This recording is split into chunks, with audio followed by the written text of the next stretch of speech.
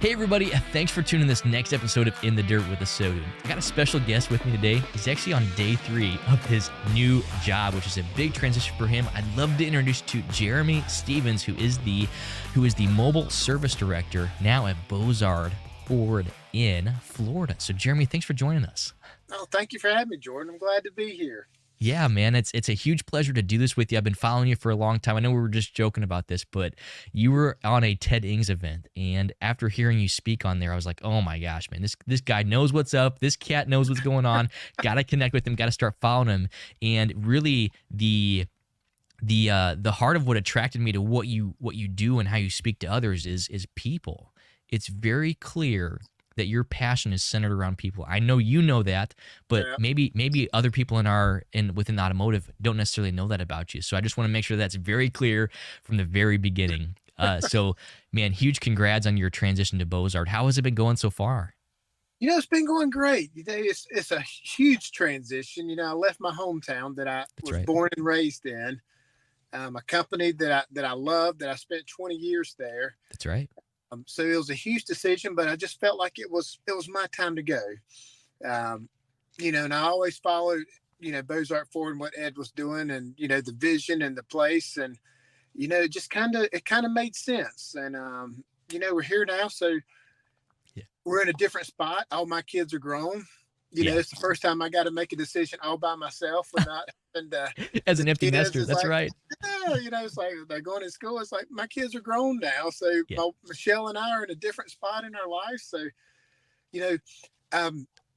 my house is we found a house, and I'll sit in it. I came home last night because Michelle went back to North Carolina, and I'm sitting in this empty house with no furniture. I got the air mattress in the master bedroom. I'm sitting on the counter eating my supper. I was like, I at least need a chair. So I think I'll go home. I think I'm going to stop and get a bar stool so I can just sit down at the bar tonight. Oh my gosh. Yeah. Nobody's crazy enough to move a week before Christmas. But that's right. Yeah.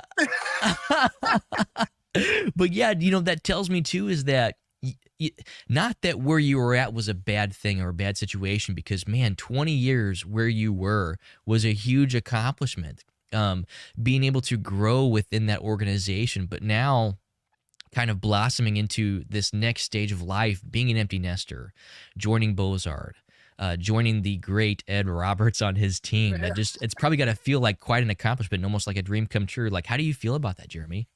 It feels real good. Yeah. When I was talking with some of the technicians before I made a decision, this one guy said one thing that is echoed at even Ford says it, that this is the Disney World of dealerships. And sure. It's like that Jerry Maguire movie. It's like, man, you had me at hello, and it's like, okay, you had me at Disney World. It's like that customer experience. It's like that guy in. Yeah, that's right. That's right. And even looking back through that, they've just had so much growth over the last, let's say 15, 20 years at Bozard. And I think it all has just come back to why and how, where their focus is and how they do it, because they really have customers at the center of what the interaction is and what their entire goal is. So it's cool that you're a part of that.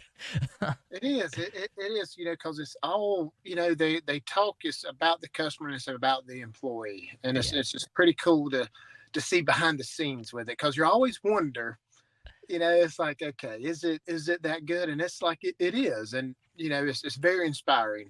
It's been great. It's been drinking from a fire hose for the past 3 days, but it's been awesome. It's been real good. Yeah, for sure. And it's really cool to hear what the future plan is for you guys, in the next, not only like few years, but I'm talking like few months. So that's cool.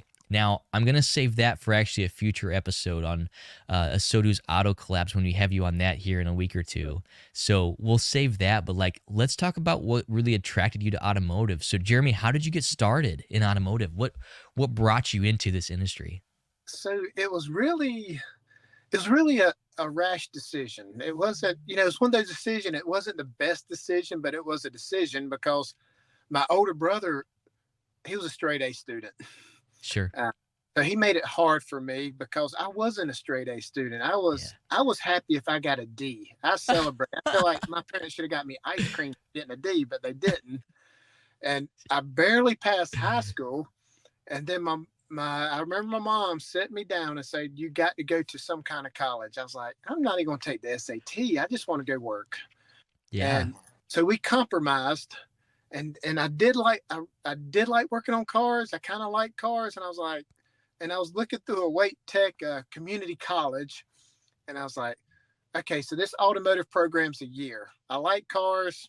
I can suck it up for a year and do it. And that's pretty much how I got started into it. And shortly after that, I got a job at a local gas station that it was the old school service center where they changed oil, they did tires, brakes, but they also had the full service pump where when somebody drove over that rubber line, the bell rang, and That's then right.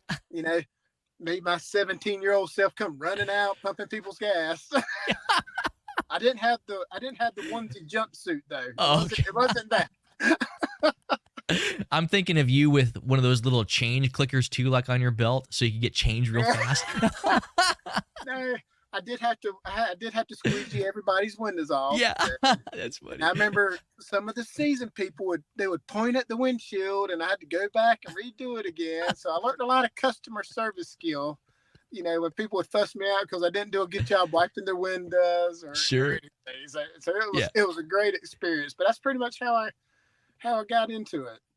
That's cool. Now, what was it that made you fall in love with it? Because that's clearly a very false side of the on the far side of the spectrum, because here it is, you basically got into this because your mom said you needed to do something. So you go and do it, but then here you are decades later still pursuing this and still looking for that next step and still trying to bring more to the industry. So when did you fall in love with it, Jeremy? Probably, really real fast, because when I was growing up, I was dyslexic, but the school didn't test you out for that stuff. They didn't know. Exactly. They just thought you were dumb. So they just, Yeah. put you in the other classes. But when I started working on cars, I was good at it, because it was working with your hands, and I started to develop that skill, and you gain confidence from that. That's right. And that's when I fell in love with it. When I remember when you have the first customer that requested you to work on their car. It's like, okay, that's pretty awesome. It's like, okay, so now people knowing that I can actually fix something. Yeah, that's right. So that's when I fell in love with it, from that part of it. But then it kind of evolved into something else. I started seeing that dealership is a great place for anybody, especially people like myself that's kind of struggled in schools and stuff like that. And that you can be anything you want to be in there if you just do the fundamentals. Yeah, that's right. And you've had a variety of roles within automotive. Obviously, you just didn't stop at technician. So how did you know when you were ready for that next step and when to actually do that? What did that look like? So I remember when I was a technician, there was always something I felt like there was something more that I was supposed to do. And it's hard to describe it, but it's like there was this restless feeling that I enjoyed working on cars, and I was fine retiring being a technician, but there was something different. And I searched for it. And actually, I left the dealership probably for about maybe 2 years, because I wanted to have my own shop. I think most of the technicians always desired to have that. So my dad has this old, beat up garage beside my parents' house that, it's kind of a storage building that he converted into a garage. We took a storage building and cut the floor out, put on cinder blocks. So it's one of those buildings. So I started my own business through there. Yeah. And I had that sense of ownership that, I'm building this, and, this is a whole nother story, but, 2 months that shop burnt down. Yeah. Lost everything, lost all my tools and equipment. So starting over from scratch. And even from that point, I kind of started a mobile business because I didn't have nowhere to go. So I did a mobile service, 15 years ago, because I didn't have any other options. The first mobile service, huh? I was like, what do you do now? It's like, man, buildings are expensive. And eventually after that, I did go back to the dealership. Yeah. And a few months ago, when you and I were talking about this, we had made the joke that the dealership purposely came and burned that down just to get you back. You remember that? Yep, exactly. We were joking about that. That's right. And that's what owner said. He still claims that. Yeah, that's funny. Because I did go back to him, because I went back, and I remember meeting him. I can't remember where I met him, at a grocery store or something, and I ran into him. He said, "You thinking about coming back?" I was like, "Yeah." I said, "But I don't want to be a technician anymore." Yeah. And he said, "What do you think about being a service manager?" I was like, "Heck no." I said, that's a hot spot." And then I thought about it. I was like, "Well, yeah, I could do that." So he before I even was hired, he opened up some training on the Chrysler side for me to do some service manager training and stuff. So I started doing that. And when the job came available, when I said, "Okay, I'll do it. Let me try it." Well, he said yes, but then he gave it to somebody else. And I was like, "What have I done?" And I was like, "Dude lied to me." Fine. Yeah. He said, "That's fine." He said, "Just go back to our Chevrolet store and be a technician and we'll get you ready." I was like, "That's perfect." Because I was on the fence about it anyway. Sure, that's right. So I went back to being a technician at a Chevy store, and I was like, well, maybe it's not meant to be. And then probably a year later, he came back around. It's like, "Hey, are you ready now?" I was like, "I don't know." And he said it's at the Chrysler store, and I was like, "Oh heck no!" It's like, I don't want to go to the Chrysler side. Sure. But then I finally I started looking at it. I was like, okay, we can make this work. So I did. I went through there, and it was that first 2 months I quit probably several times. It was a total from technician to service manager. I remember the first week I called all my service managers and apologized to them. It's like, "Hey, I know I gave you a hard time. I'm sorry. I didn't know you had to do all this crap." Yeah. But kind of like when you become a parent and you think of all the stuff you put your parents through. Yeah. Oh gosh, yeah, it comes back. Yeah, that's and, right. And it was a hard time personally too. So my second or third month in, my dad had a lot of medical issues. Sure. He was the most relentless guy ever. Nothing ever, pushed him down.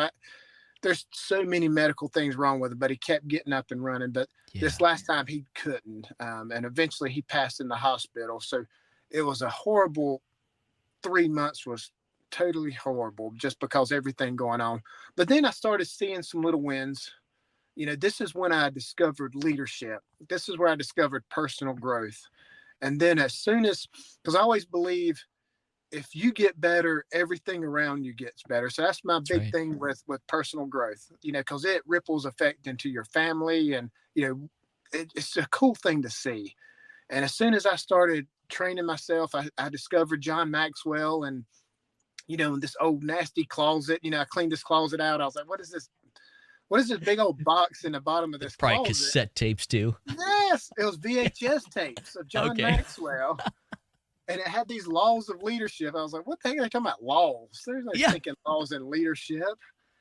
Because my mindset was, I thought you had to be born a leader. Because you met those leaders that had this bubbly personality. The charisma, exactly. Yes, and that's not me. I'm more of an introverted kind of guy. I like to stay behind the scenes, and I wasn't that person. So I was just like, well, I'm not that guy. But when I started studying, it's like, oh, you can train to be a great leader.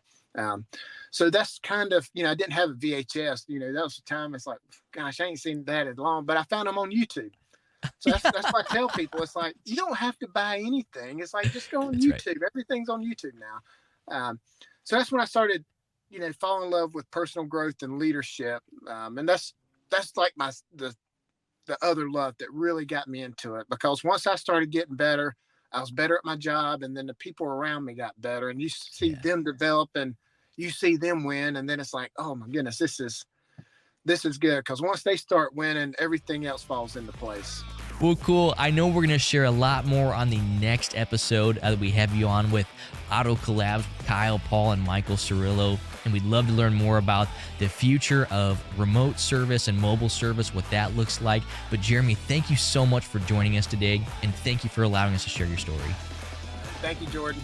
Thanks for watching this episode of In the Dirt with ASOTU.